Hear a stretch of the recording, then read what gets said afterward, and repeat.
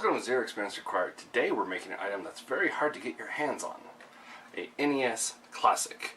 But this one's different than the one that you can buy online, because this one's made out of wood, paint, vinyl, and a Raspberry Pi. For the internals, not only are we using a Raspberry Pi, but we're using a USB wireless receiver for Xbox 360 controllers, and the software we are running on this is called RetroPie. So here's all the parts you're going to need. A power supply, a case, SD card, a USB card. These are optional, but they came with what I ordered, the kit. A Raspberry Pi, a short angle adapter for USB, and a 360 wireless controller. And this all comes together very easily.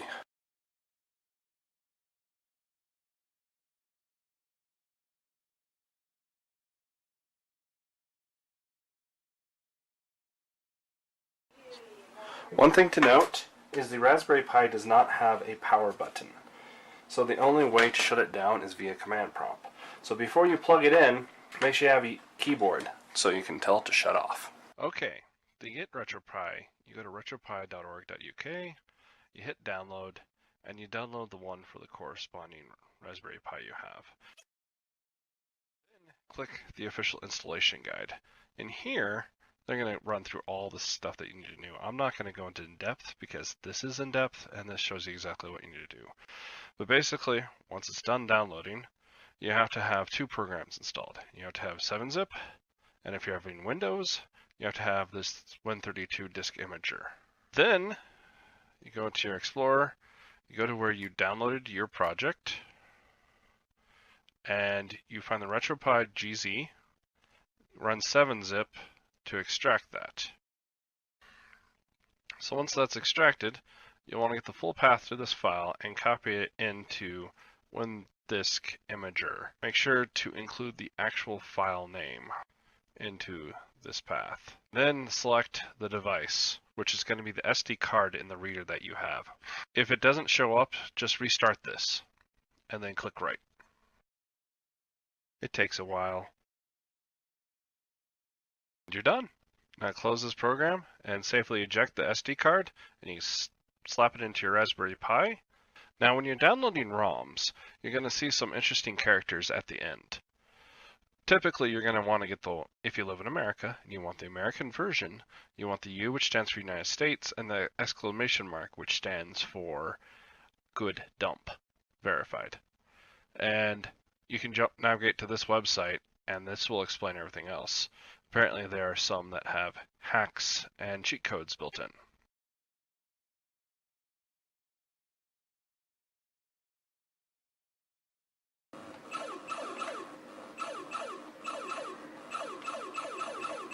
So here's the components we need to put in the box. So I think we can comfortably fit this inside a 5x5 box that is 2 inches tall. I made a 3D mock-up in SketchUp, and this will be used to make a cut list. I'll provide a link down below. So here's the lumber I'm going to be using. It's all scrap, and it's more than enough. Since this piece is not perfectly square, I'm actually going to cut out a section that is larger than I need, and then use the miter saw to square it up. Here's a demonstration why you need to set your blade depth first before you make your cuts. You could also use a cross-cut sled instead of a miter saw here. Here I'm cutting out the pieces that will be on the front and the top of the box. With this piece we're going to be making 3/4 and 1/4 inch strips. But since it's a piece of scrap, we first need to clean up one of the edges we're going to be using. So we're going to pass it through with next to no clearance, just to square it up. And then we're going to be cutting off a 1/4 inch piece, and then we're going to be cutting that down to 3/4. I have no idea what type of wood this is. I actually got it for free when I got my drill press. But this will be surrounding the piece of plywood on top. We'll be hitting that with the miter saw later to get it to the right size and shape. These are going to be the sides of the box. But as you can see, as this, it would be ingrain. So I'm going to be cutting caps to cap off both ends of this piece, out of this piece. So we need to cut those off.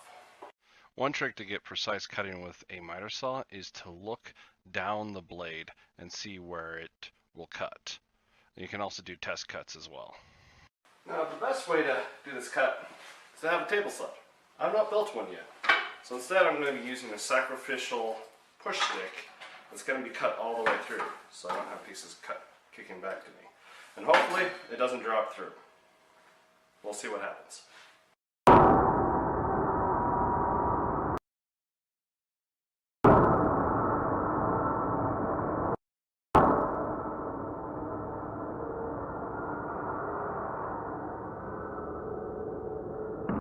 Yeah, totally expecting that.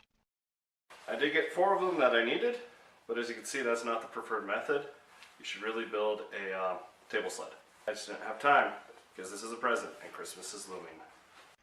And here I'm cutting the banding for the top piece. I'm using my miter saw and doing 45-degree cuts.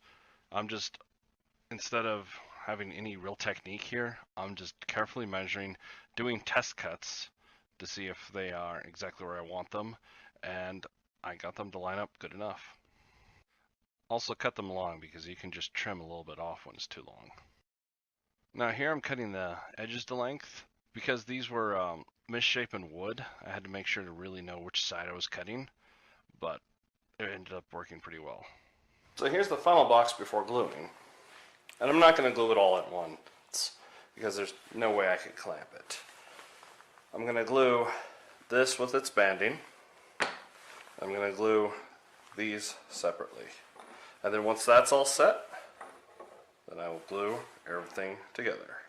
I'm not going to use nails since I still need to use the table saw on it. So that's going to prove challenging. You'll see a lot of different techniques for gluing up. And I'm not saying I'm the best, but I found these brushes to work well for me. You can buy them for cheap online, and it makes it so you don't get glue all over your finger. Some people like that. I also use sawdust here to fill any gaps, and that worked really well. So just make sure you leave it clamped at least 3 minutes. That's pretty much all glue requires. And don't put any stress on it for a day.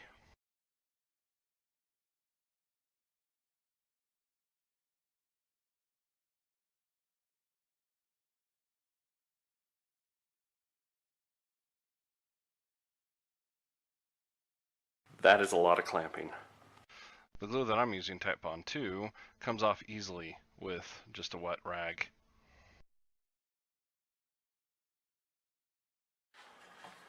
So some of the trim popped a little proud with a piece of plywood. So this is an easy fix. Just use a 1/4 inch trim bit, and it has a bearing on top which runs against this, and it has a blade down here which cuts it even. So we just run it across. So first time using this bit, and the screw came out. So let's tighten that.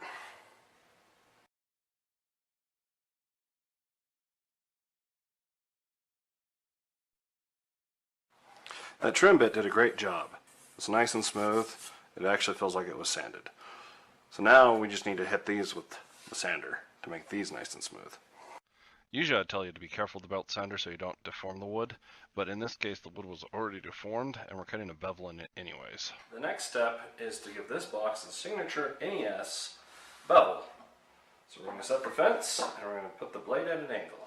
The simplest way to match the bevel of the old NES is to grab an old NES and set the blade to the bevel, which is 20 degrees.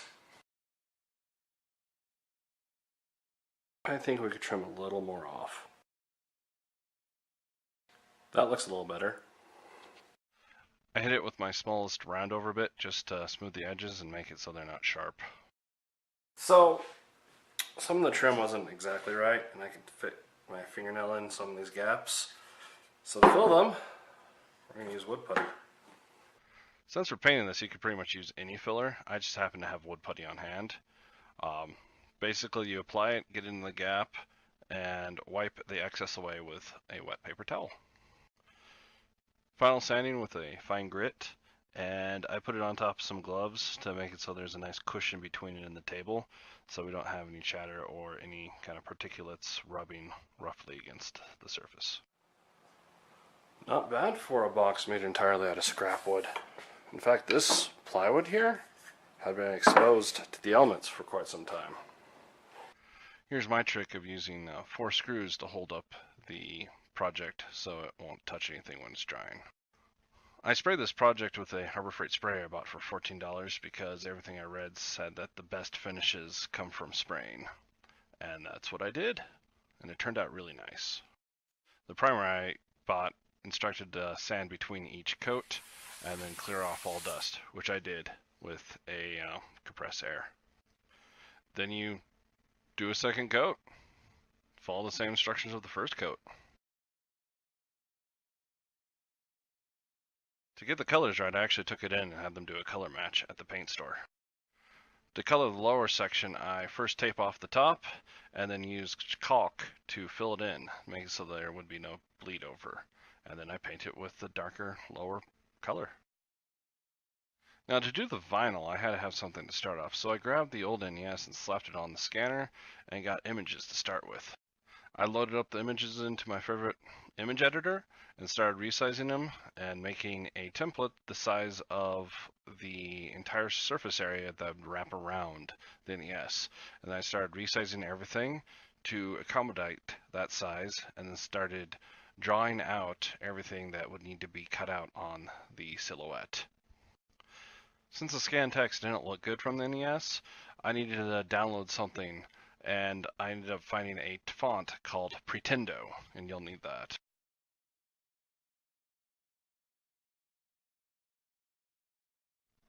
Then I load up the image I created into Silhouette and start creating lines.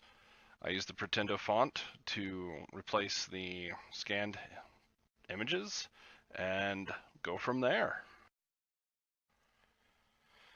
I ran into a few problems trying to get this text to print. Mainly the problem is it's just too small. So I increased its size. I dropped the TM just because it's not possible to print that. And I increased the size of the power and reset buttons. So this is the result. I also put cut boxes around the text so I can peel the majority of the vinyl away, then concentrate on carefully removing the vinyl around those letters. And that seems to have helped.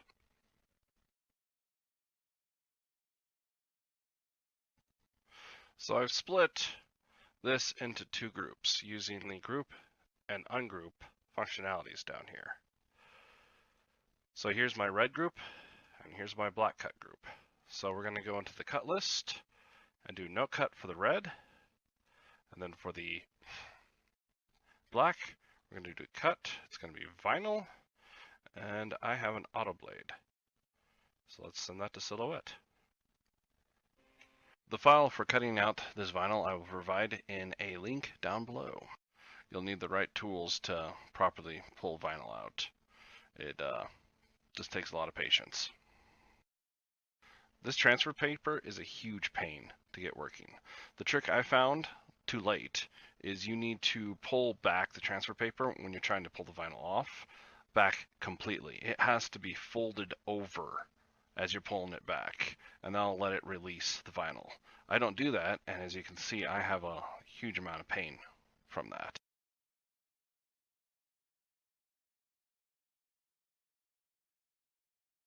As for cutting with letters, you just have to be very patient and try it multiple times. First, try it on scrap first so you can practice your skills, because that's what I was lacking when I did this. But I eventually got it once I started cutting red. Once you have all the vinyl on, you'll notice that it's not perfectly on. It's not going to stay still. So I looked online and found multiple solutions to this, and the best one I found was using something called polyacrylic. It's like polyurethane, but it's slightly different. And they suggested that for sealing vinyl into place, and that's what I did. Here I'm using Velcro to attach all the pieces, and I'd recommend against that because it's flimsy, it doesn't feel solid, and it just doesn't hold everything exactly where you want it. So if you want a nice, crisp, solid fill, go with something else. I also put on little rubber feet.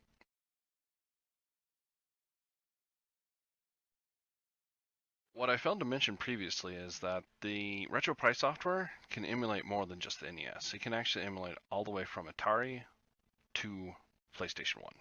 Detail-wise, they look almost the same. The NES original versus my version of the NES Classic. Did I mention this was a present? I gotta admit, it's smaller than I thought it would be for all the work you were putting into it. Well, you know, smaller things take...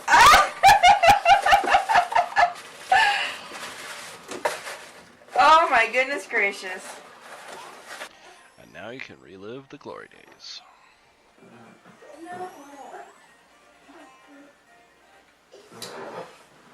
Thank you for watching, and hopefully you enjoyed watching this video of me making the NES Classic Wood Edition. Like and subscribe, and let me know what you think in the comments. Thank you, and bye.